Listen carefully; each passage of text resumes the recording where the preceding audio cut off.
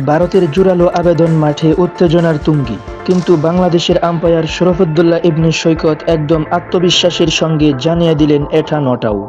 ভারতীয় খেলোয়াড়রা সিদ্ধান্ত মেনে না নিয়ে সঙ্গে সঙ্গেই নেওয়া হলো ডিআরএস রিভিউ। বাংলাদেশি সমর্থকদের ভারত কি পারবে রিভিউ নিয়ে সৈকতের সিদ্ধান্ত বদলাতে? রিপ্লে প্রযুক্তি সবকিছু যাচাই করার পর এলো চূড়ান্ত সিদ্ধান্ত, আর ফলাফল সৈকতের সিদ্ধান্তই বহাল। অর্থাৎ ভারতের রিভিউ শেষ পর্যন্ত সৈকতের সিদ্ধান্তের কাছে হার মানতে হলো এবং ভারতের একটি রিভিউ নষ্ট হলো। এই মুহূর্তে সবচেয়ে বেশি প্রশংসার বিষয় ছিল সৈকতের আত্মবিশ্বাস। ভারতের মতো শক্তিশালী দলের খেলোয়াড়দের জোরালো আবেদনের মাঝেও তিনি কোনো চাপের কাছে নতি স্বীকার করেন। একজন ভালো আম্পায়ারের আসল গুণই হলো চাপের মধ্যে শান্ত থাকা এবং নিজের সিদ্ধান্তে অটল থাকা, আর সৈকত বারবার আন্তর্জাতিক ক্রিকেটে সেই দক্ষতারই প্রমাণ দিচ্ছে।